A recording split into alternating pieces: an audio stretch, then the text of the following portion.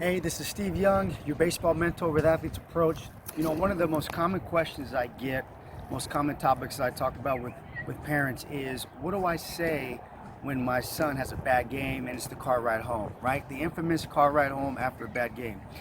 So there's a lot of things that are important here. The first thing that I want you to keep in mind is getting the perspective of what your role really is, right?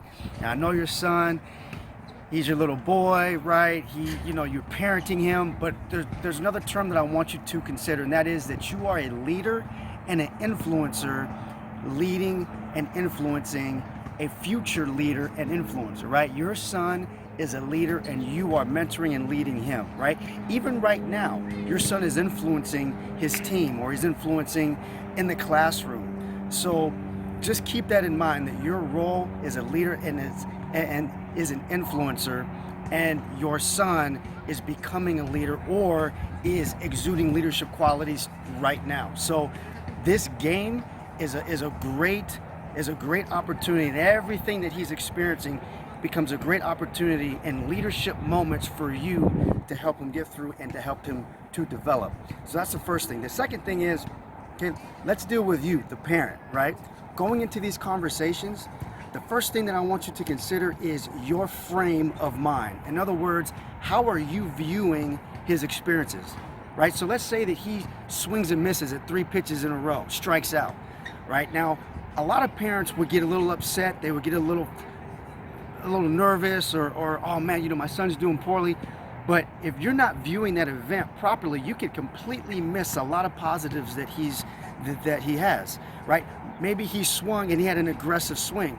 Maybe he had good timing. Maybe he had good rhythm, right? But if you don't see those and if you're not catching those, then you're missing opportunities to affirm him in those things, right? So that's the first thing, is your frame of mind.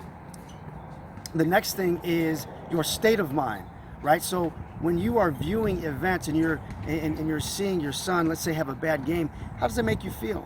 Does it make you feel angry? Does it make you feel disappointed? Are you frustrated? And then you want to ask yourself, why do you feel those emotions, right? I remember talking to a parent where he would always get angry at his son after a bad game. Now maybe, it could be because he had a bad attitude, but if your son just happened to have a bad game, it's part of baseball, right? Baseball's not an easy game sometimes. It can be a very, very challenging and difficult game. So again, just want to ask yourself why you're feeling those emotions. All right, so we've got your role as a parent. You are a leader and an influencer.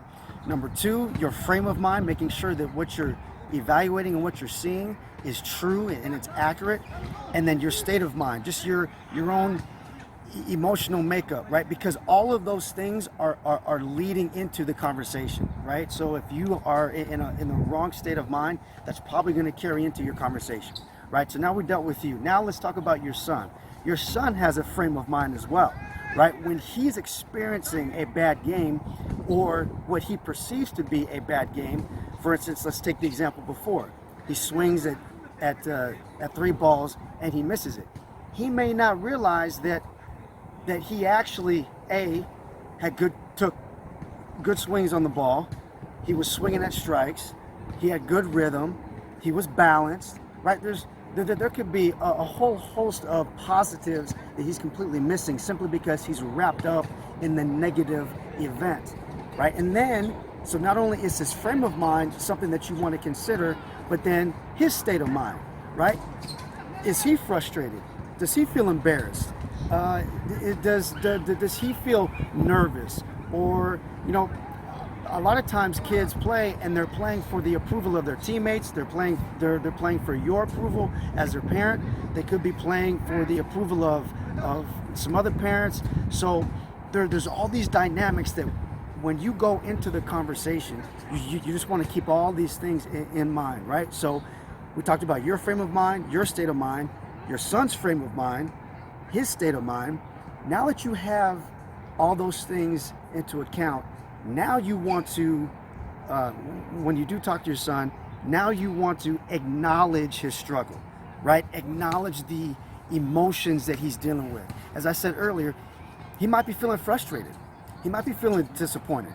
Don't dismiss those feelings. I said earlier that this game can be very, very taxing emotionally and mentally for any player. I had the privilege of playing professional baseball for 6 years, and I can tell you that the game takes a toll on a player mentally. So acknowledge his struggle, and then affirm him in his identity. See if you can affirm him some way, somehow in his identity. So for instance, if your son says, you know what, I was disappointed, you can acknowledge that he felt that, but then you can also tell him, say, hey son, I think it's really cool that you care about being excellent in playing this game, right? So you acknowledge his struggle, but also affirmed him in a positive way, okay? Then the last thing that you can do is you can now help him adjust his frame of mind.